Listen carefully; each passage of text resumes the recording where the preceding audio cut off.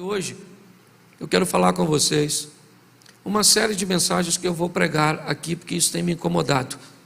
Cristãos de verdade é o tema. E hoje eu quero falar sobre diminuindo erros em busca da santidade. Vai ser uma mensagem rápida, mas se você puder anotar os versículos, compará-los depois, isso vai te ajudar bastante. Eu procuro ser bem claro, e objetivo na minha comunicação, mas eu quero abrir com a primeira carta do apóstolo Pedro, 1 Pedro, capítulo 1, verso 15. 1 Pedro 1, 15, eu vou precisar isso. Se você tiver sem Bíblia, é só olhar aí para o telão. Mas como é santo aquele que vos chamou, sede vós também santos em toda a vossa maneira de viver. Vamos lá?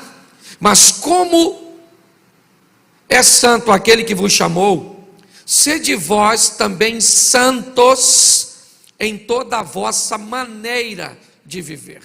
Feche seus olhos. Pai, em nome de Jesus, que teu Espírito Santo tenha a liberdade de agir em nosso meio, fala ao nosso coração, quebra, rompe tudo aquilo que não provém de ti, toda resistência, joga por terra toda distração, e que em nome de Jesus nossa mente seja capturada por tua palavra e pelo teu Espírito, para que possamos sair daqui refletindo sobre tudo que ouvimos e podemos resolver se vamos colocar em prática ou não em nossa vida cotidiana. Te damos graças por tudo, pela oportunidade que o Senhor nos tem dado, em o nome de Jesus. Amém. Glória a Deus. Amém. Preste atenção no que o texto diz. Ele diz: aquele que nos chamou é santo. Então o texto diz que nós temos que ser santo. Porém, quando a palavra santidade ou santo, ela vai permear a nossa mente atual, ela parece uma proposta utópica, surreal, inalcançável, algo que nós não vamos conseguir alcançar. E já que eu não vou conseguir ser santo, que eu me conforme em ser um pecador. Quando a palavra santo chega na nossa mente, ela chega nos oferecendo uma mensagem de impossibilidade. E isso é verdadeiro. O texto diz: mas como é santo aquele que vos chamou, sede vós também santo em toda a vossa maneira de viver. O que o texto está me dizendo é o seguinte: é que já que eu vou me encontrar com Deus depois que eu partir dessa vida, já que eu aceitei a proposta de vida eterna com Deus em Cristo, que eu saiba que Ele é santo e que para estar com Ele eu também preciso ser. Quando recebo essa informação, realmente uma série de impossibilidades e argumentos pode permear nossa mente. Mas cuidado com versículos isolados. Texto sem contexto é pretexto para heresia. Todas as vezes que alguém isola um texto, achando que ele por si só é capaz de oferecer uma verdade bíblica, a possibilidade dessas pessoas cometerem erros é gravíssima. No mínimo, você vai precisar de 3 ou mais textos que ofereçam a você a confirmação da tese cuja qual você planeja defender. Então, quando eu olho para um texto que diz que como é santo aquele que me chamou, eu também tenho que ser santo, eu preciso entender um pouco mais sobre isso. Então vamos dar uma olhada em Hebreus capítulo 12, verso 14, e vamos entender se isso é possível. Que proposta louca é essa que a minha mente acabou de ouvir? Uma proposta que eu posso ser santo, falho do jeito que sou, mas preste atenção no que a carta aos Hebreus fala sobre ser santo. Segui a paz com todos e a santificação, sem a qual ninguém verá o... Preste atenção. Nós vamos encontrar com Deus e vamos receber um novo corpo, um novo nome. Nossa estrutura vai mudar e nós vamos entrar num ambiente de santidade plena. Amém? Mas enquanto isso não acontecer, eu preciso aceitar a proposta da carta aos Hebreus. Entrar num processo de santificar, onde eu vou diminuindo meus erros. É isso. Quando a Bíblia diz, sede santo porque Deus é santo, o que ela está querendo dizer é o seguinte: entenda que há um processo, santificação, transformação. A proposta é, você aceita o processo, entra nele, e cada dia que passa, você vai diminuindo suas margens de erros. E você vai se tornando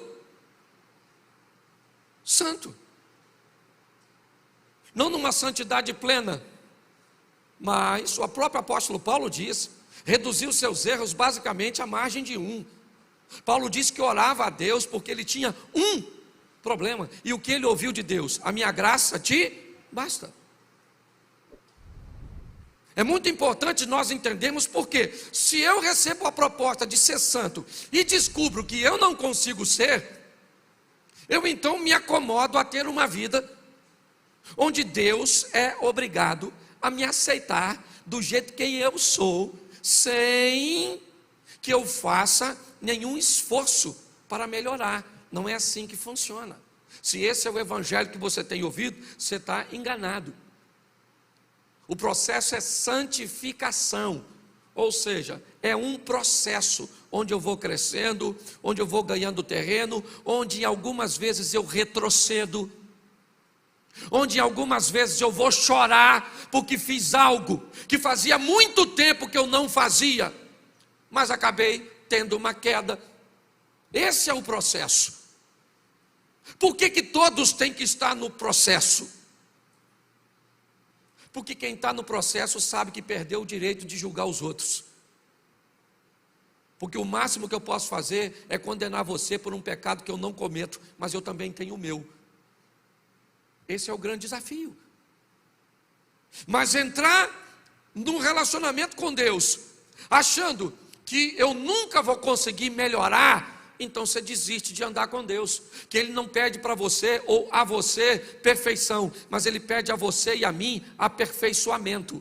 Melhore a cada dia, seja uma versão melhor de você mesmo todos os dias. Mas qual é o desafio? É que quando olhamos para nós, somos reincidentes.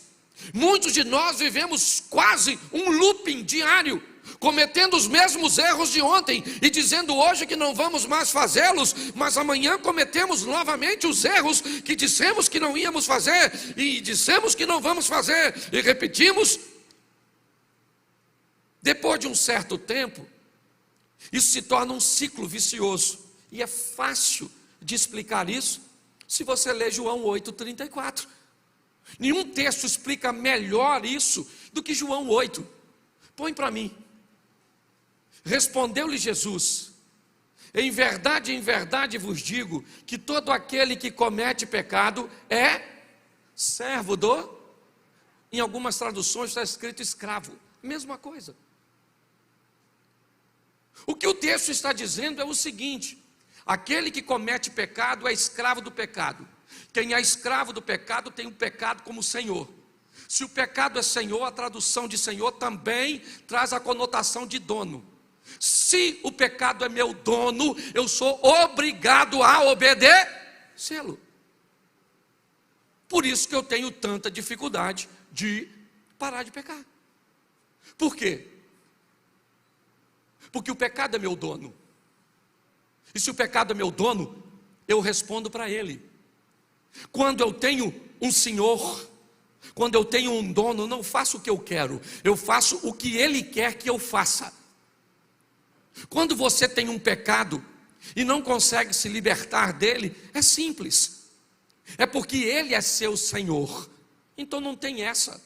Ele é seu Senhor, você não fala: ah, pastor, eu não queria gostar disso. Ah, pastor, eu não queria fazer isso. Ah, pastor, eu não queria ter feito aquilo. Eu não queria. E por que você fez? Porque ele é seu dono. O pecado domina você. Enquanto ele dominar você, esse é seu discurso. Entendeu? Essa é a sua exposição. Jesus está dizendo: aquele que comete pecado é servo, é escravo do pecado. Então, pastor, como é que eu vou vencer isso? É fácil. Se você é escravo do pecado, muda de senhor. Se hoje você comete pecado, por quê? Porque o pecado é seu senhor, o que você faz? Muda de senhor. Mas pastor, como é que eu vou mudar de senhor se eu sou escravo? O escravo não responde por si mesmo. Para que o escravo troque de senhor, alguém tem que estar interessado em adquiri-lo, em comprá-lo. Porque se eu troco de senhor, aquele senhor anterior passa a não ter mais poder sobre a minha vida. E aí 2 versículos depois desse, o próprio Jesus continua falando. Põe o 36.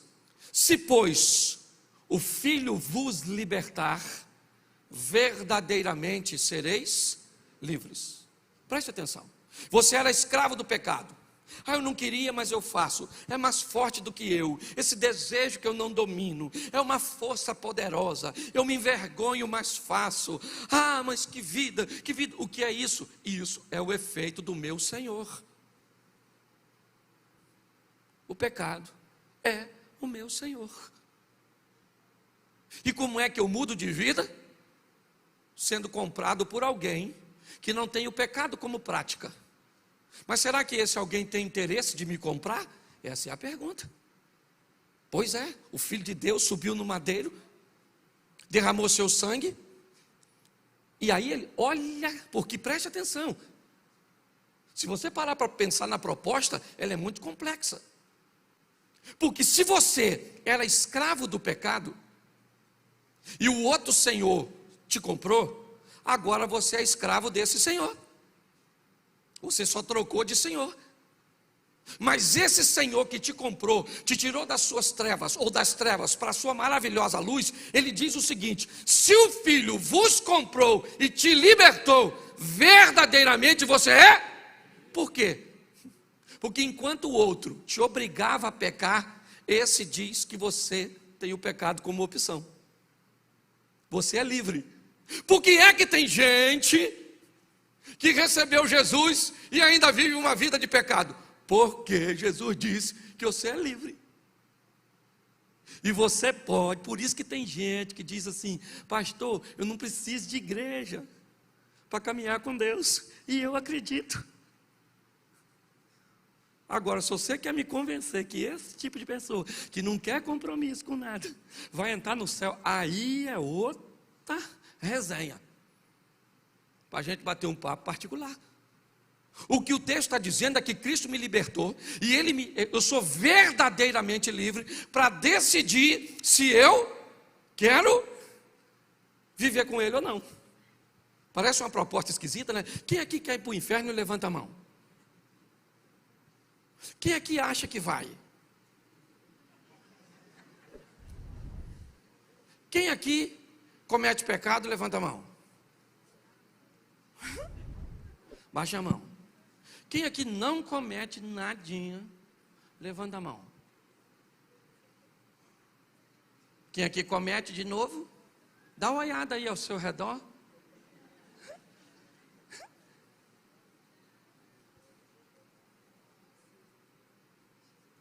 O negócio está esquisito. Pare para pensar. Eu quero falar com vocês um pouquinho sobre salvação. Um assunto que normalmente não dá ibope, né? Hoje, domingão, ceia, pastorzão tinha que pregar uma mensagem evangelística. rasga o céu. Eu estou preocupado que uma turma que o céu ainda não rasgou e está dentro. Estou preocupado com o pessoal que eu olho e vejo um sintoma de inferno. Estou falando sério, na igreja a gente olha umas pessoas e fala, não vai, Senhor. Eu nem sei se eu vou julgando o outro. Mas eu sou pastor, eu acho que eu tenho o direito de vez em quando dar umas olhadas na ovelha. Umas ovelhas esquisitas.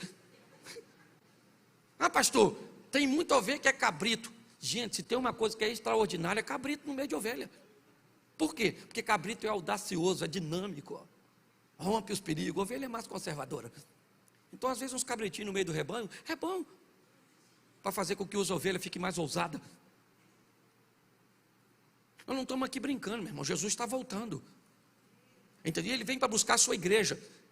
Que igreja é essa? Aquela que esteja disposta a entrar num processo de santificação. Que descubra que é difícil, mas que é possível. Que o pecado não é mais Senhor. E que o Senhor agora é Jesus. Amém? E o pecado na nossa vida se tornou um acidente e não uma prática. Você entendeu? Acidente, prática. O que é acidente? Aquilo que acontece uma vez ou outra. Oh, meu Deus, estava distraído, falei um palavrão. Oh, Senhor, louvado seja o Senhor. Oh, meu Deus do céu. Oh, Pai, estou tão envergonhado. Mas tem gente que é um palavrão. E eu estou só falando palavrão para não.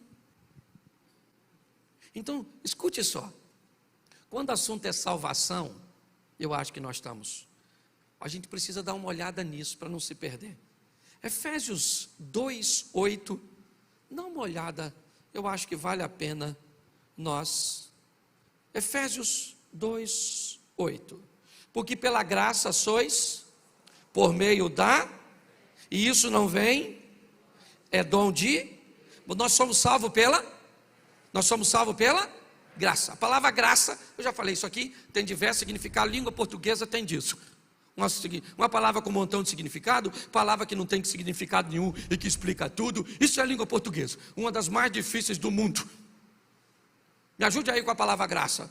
Nós somos salvos mas a salvação não é mas eu queria saber qual a sua. O culto amanhã na casa da nossa irmã, queria perguntar o que você está achando, queria dizer que hoje você está uma palavra só, foneticamente dita do mesmo jeito, nem diferença tem. A palavra coisa, o que é coisa? Coisa não é nada que explica tudo. Se eu estivesse aqui falando e dissesse, estou sentindo uma coisa estranha, você sabe que tem algo de errado, mas não sabe o que é coisa. Certo? Depois, se eu falasse, eu tenho bem uma coisa para te falar. Já virou até verbo, tem gente que diz, eles estão coisando. Eu coiso, tu coisa, nem sei como é que é esse troço.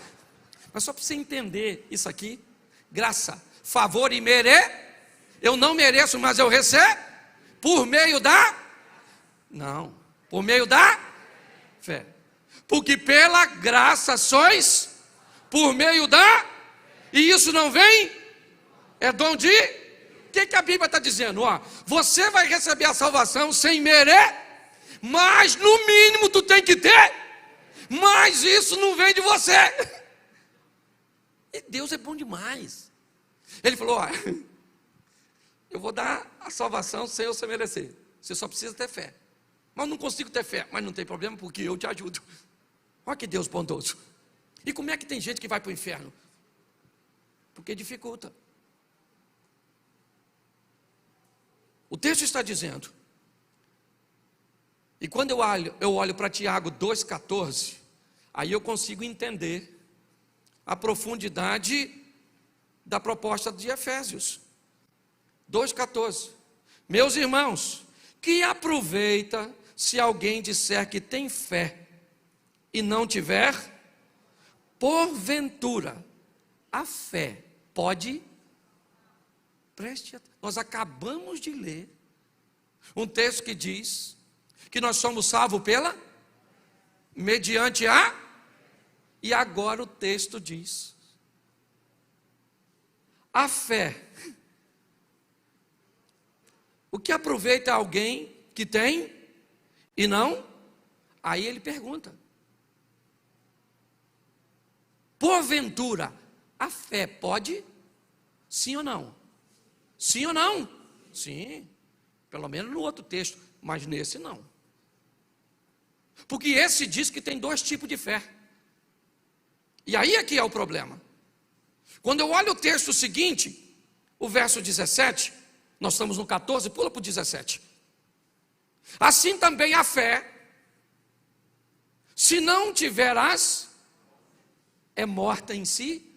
Aqui diz que tem duas fés, uma morta e a outra.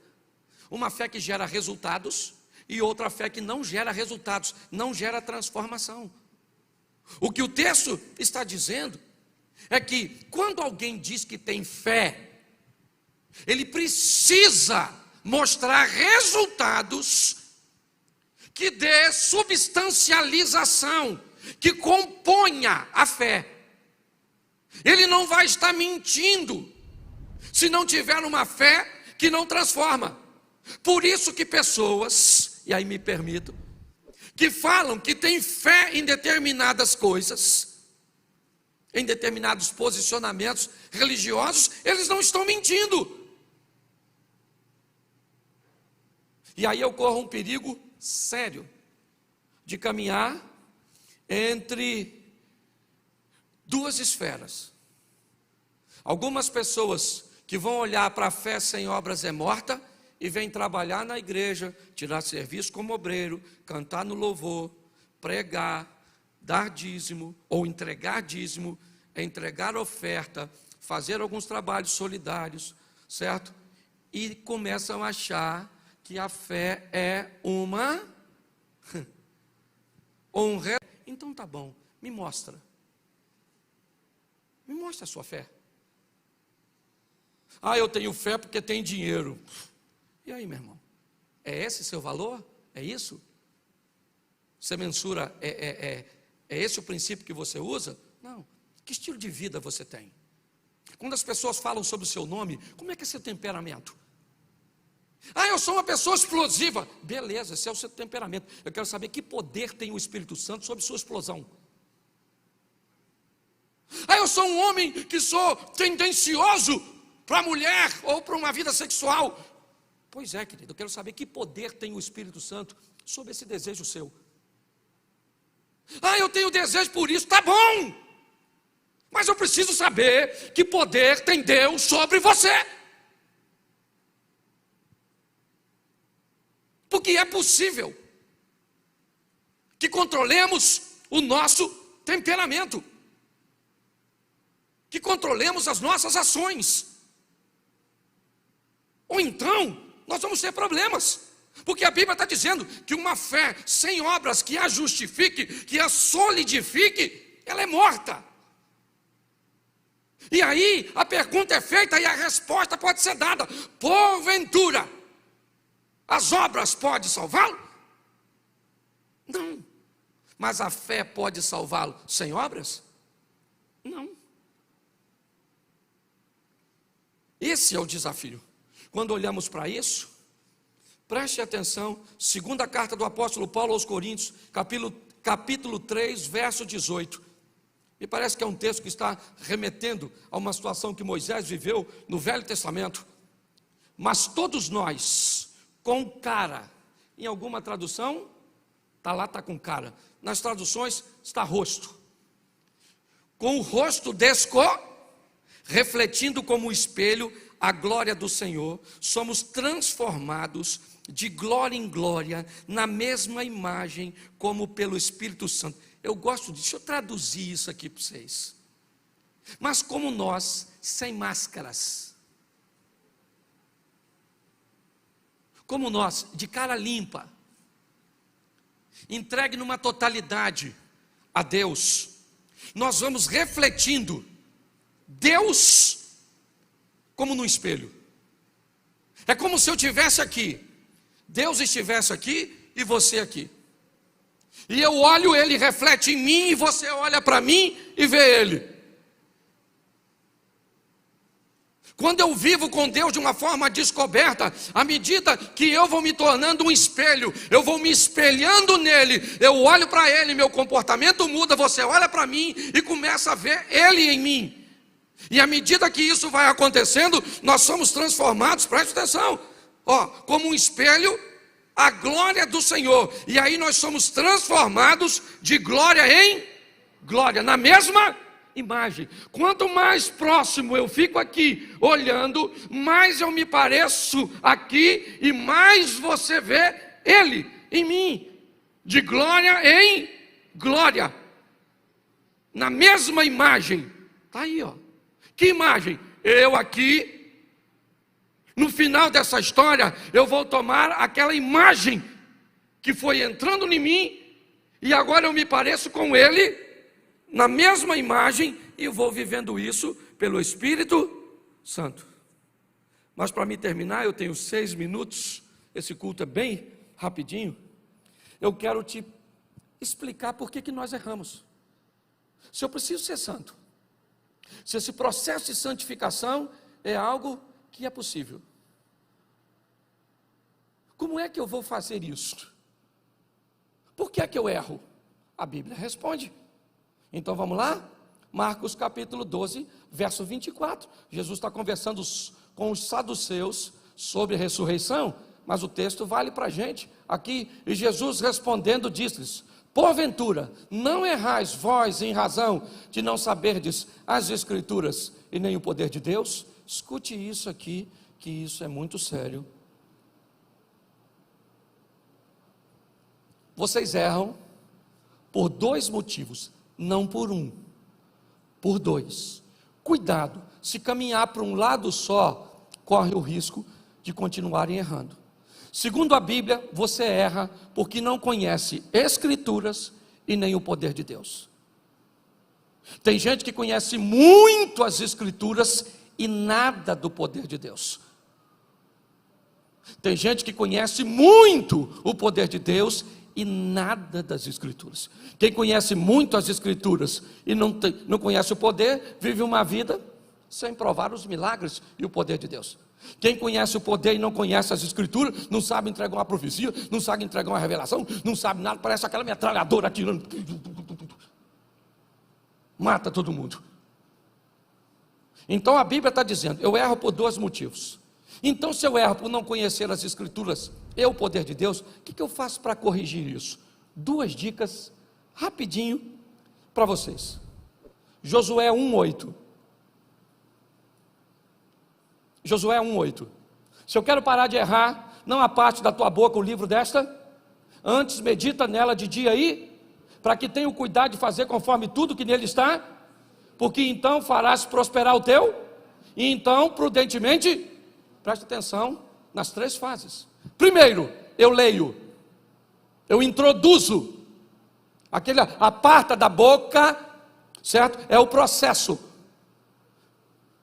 que eu tenho que entender de como eu vou colocar aquilo dentro de mim. Então, o que o texto está dizendo, eu preciso colocar a palavra da lei em mim. Depois, a segunda fase, eu vou meditar nessa palavra. Terceiro, eu vou colocar essa palavra em prática. Aí, então, eu vou fazer prosperar meu caminho e eu vou me conduzir prudentemente.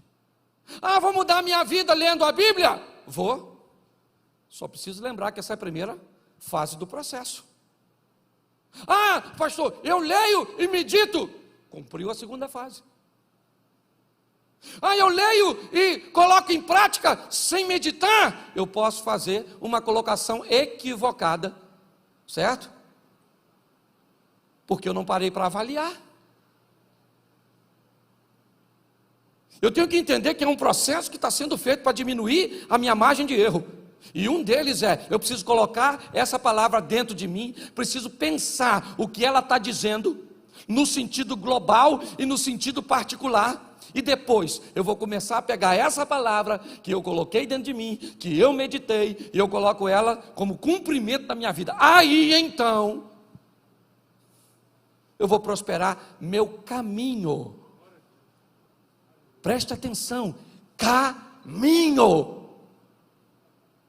Olhe bem, eu queria que você olhasse para frente, imaginasse um caminho e olhasse para esse texto. O que eu vou fazer? Eu vou prosperar para onde eu estou indo. Onde eu estou indo, as portas vão se abrir, o milagre vai acontecer, a cura vai chegar. Você está entendendo? É o meu caminho. Por isso, eu preciso entender isso. Aqui, segundo, Salmo 1, verso 1. Salmo 1. Bem-aventurado o varão que não anda segundo o conselho dos, não se detém no caminho dos, nem se assenta na roda dos. Isso aí, presta atenção. Enquanto lá no anterior eu coloco a palavra dentro de mim, no segundo conselho, se eu quero, certo? Aprender a lidar com essa situação, eu tenho que solucionar, ou melhor, selecionar um ambiente onde eu vou estar frequentando. Bem-aventurado aquele que não anda segundo o conselho dos, não se detém no caminho dos, e não se assenta na roda dos, antes tem seu prazer na lei e na sua lei medita de dia, e ele será como uma árvore plantada junto ao ribeiro das águas, cujas folhas não caem, e tudo aquilo que fizer, isso aí. O que a Bíblia está dizendo? Agora, já que conhecimento de Escritura e ambiente que frequento determina o meu conhecimento das Escrituras, vamos ver, e a gente encerra aqui, como é que é essa história de poder de Deus.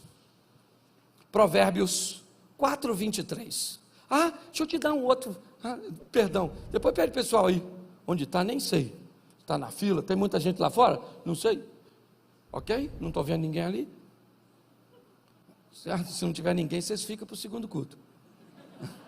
1 Coríntios 15:33, esse é genial. Põe aí. 1 Coríntios 15:33. Você lê para mim?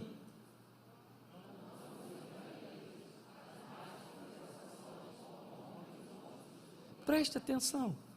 A Bíblia está dizendo, não se misture com quem fala besteira. Não se misture. Porque as más conversações corrompem. Mas tem gente que diz que isso é mentira, porque quer praticar. Quando você pratica algo que a Bíblia diz que se você vai praticar, você receberá os danos, o que você está dizendo, e eu, é que a Bíblia está mentindo, e eu sei mais. Por isso o texto começa, não vos engane. Não, cuidado com os sofismas, sabe? Aquelas coisas que parecem verdades, mas são mentiras, colocações equivocadas de meias verdades. São desafios, sabe? É como se eu dissesse assim, o amor é cego, então Deus é amor, então Deus é cego. Isso é um sofisma. Quando nós olhamos para isso, o que nós precisamos entender precisamos nos posicionar da forma correta. E o poder de Deus, pastor? Então vamos lá, 2 versículos e eu termino. Jó 42:5, o último capítulo do livro de Jó. Olha o que Jó está falando. Com o ouvir dos meus, ouvi. Mas agora, como é que se conhece poder? Com experiência. Enquanto as escrituras ou o conhecimento bíblico eu tenho na palavra de Deus, no ambiente que eu vou ter, ou que eu vou frequentar, o poder não. O poder tem experiências particulares, e esse é o grande desafio. Quem não tem experiências com Deus e não experimenta o poder, tem dificuldade de andar no trilho, porque a Bíblia diz, você erra por não conhecer as escrituras e nem o poder. O que o texto está dizendo é simples. Eu preciso ter experiências com Deus. E de onde ela vem? Da obediência. Daniel, capítulo 3, verso 17, a gente encerra. Daniel 3:17. Amém? Eis que o nosso Deus, a quem nós servimos, é o que nos pode livrar. Ele nos livrará do forno de fogo ardente e da tua mão, ó rei. Verso 18. E se não, fica sabendo, ó rei, que não serviremos aos teus deuses e nem adoraremos a estátua de ouro que levantaste. Meu irmão, você quer ter experiências com o poder de Deus? Obedeça, porque na obediência Ele se manifesta. É assim que funciona.